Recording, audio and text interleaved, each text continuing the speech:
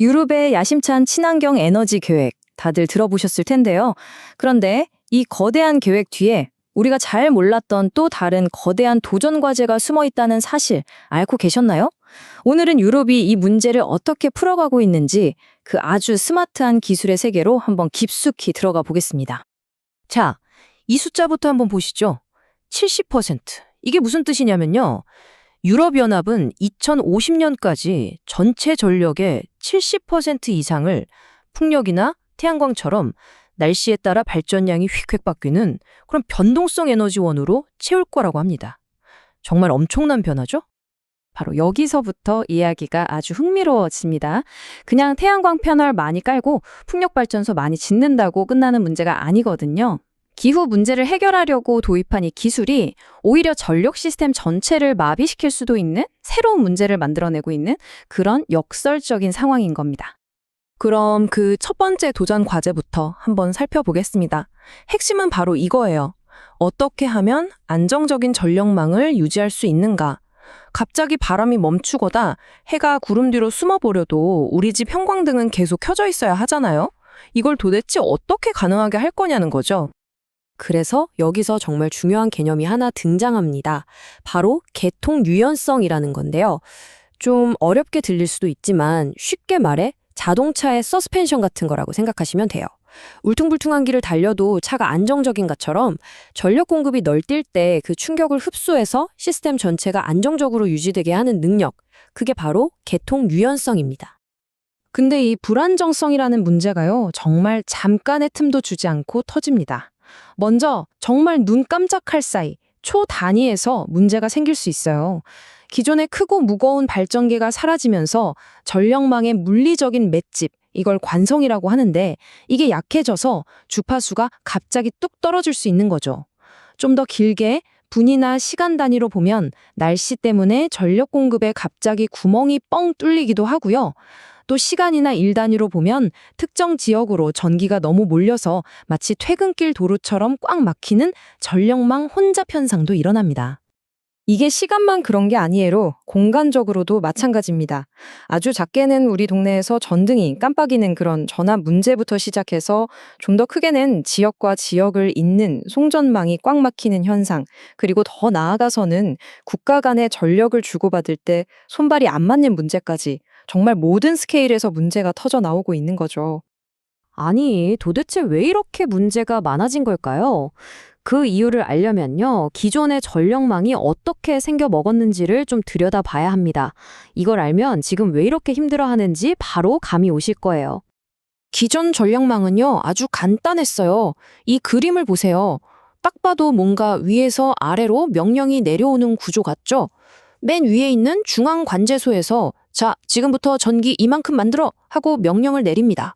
그럼 그 밑에 있는 발전소들이 그냥 그 명령에 맞춰서 전기를 생산하면 끝나는 아주 단순한 상명하복식 구조였던 거죠.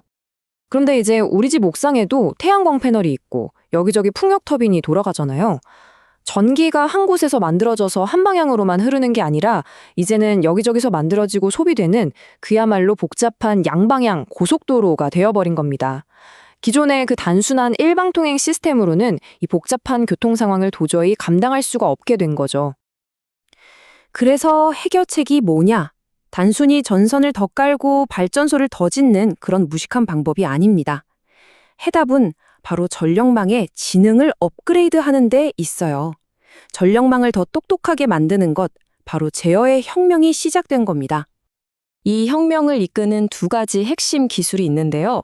하나는 전력망 전체를 지휘하는 새로운 두뇌 역할을 할 에너지 관리 시스템, 즉 EMS고요. 다른 하나는 현장에서 직접 명령을 수행하는 근용 역할을 할 새로운 인버터 기술입니다. EMS는 뭐냐면요, 복잡한 전력망을 위한 일종의 항공관제탑이라고 생각하시면 딱 맞아요. 인공지능과 엄청난 양의 데이터를 이용해서 지금 어디서 전기가 얼마나 필요하고 또 어디서 얼마나 만들어질지를 미리 예측하는 거죠. 그리고 가장 효율적인 길로 전기를 보내도록 전체 시스템을 지휘하는 똑똑한 두뇌인 셈입니다. 자, 그럼 이제 근육, 바로 인버터 이야기를 해볼까요? 인버터는 원래 재생에너지로 만든 전기를 우리가 쓸 수 있는 형태로 바꿔주는 그냥 그런 평범한 장치였거든요. 그런데 이 인버터가 지금 엄청난 업그레이드를 받으면서 전력망의 새로운 주인공으로 떠오르고 있습니다. 이게 진짜 정말 중요한 변화예요. 잘 들어보세요. 기존의 인버터는 그냥 추종자였습니다. 전력망이 주는 신호에 그냥 수동적으로 따라가기만 했죠. 하지만 새로 나온 계통 형성형 GFM 인버터는 완전히 다릅니다. 얘는 선도자, 즉 리더예요. 마치 오케스트라 주의자처럼 스스로 안정적인 리듬을 만들어서 오히려 흔들리는 전력망을 이끌어갈 수 있는 능력을 갖췄습니다. 이건 그야말로 게임 체인저라고 할 수 있죠. 자, 그런데 이런 이야기들이 그냥 책상 위에서만 나오는 건 아니고요.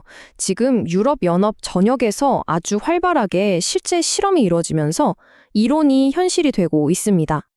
지금 진행 중인 EU 연구 프로젝트들을 쫙 분석한 자료를 보면 이들이 어디에 집중하고 있는지 한눈에 보입니다. 보세요. 가장 큰 덩어리를 차지하는 게 뭐죠? 바로 EMS, 전력망의 두뇌를 개발하는데 무려 35%나 쏟아붓고 있습니다. 알고리즘이나 모델링까지 합치면 절반이 훌쩍 넘어요. 하드웨어보다는 이 지능에 올인하고 있다는 게 명확하게 보이죠. 실제 프로젝트들을 좀 보면 AGI 히스팅 같은 곳에서는 더 똑똑한 EMS와 인버터를 연구하고 있고요.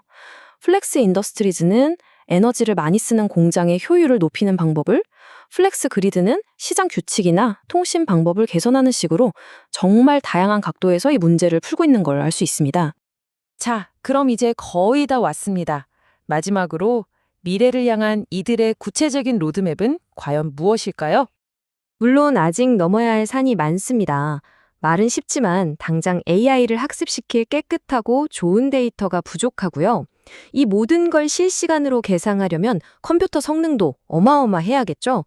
게다가 나라마다 규제도 다르고 기술 표준도 맞춰야 하고 무엇보다 모든 게 연결되면서 커지는 사이버 공격의 위험도 무시할 수 없는 과제입니다. 하지만 유럽연합은 아주 체계적인 3단계 계획을 세워뒀습니다. 1단계에서는 기술을 더 갈고 닦아서 완성도를 높이고 2단계에서는 스마트 미터 같은 인프라를 쫙 깔면서 제도를 정비해 기술을 널리 보급하고요. 마지막 3단계에서는 이 모든 걸 AI 기반으로 운영하면서 보안을 강화하는 이런 순서로 착착 진행해 나갈 계획입니다. 오늘 쭉 살펴본 것처럼 어쩌면 다음 세대의 가장 위대한 에너지 혁명은 땅에서 새로운 연료를 캐내는 게 아닐지도 모르겠습니다. 바로 우리 눈에 보이지 않는 이 전력망에 새로운 지능을 불어넣는 것, 이것이야말로 진정한 혁명이 될 수 있다는 거죠. 과연 우리는 이 거대한 변화에 대한 준비가 되어 있을까요? 한 번쯤 진지하게 생각해 볼 만한 질문인 것 같습니다.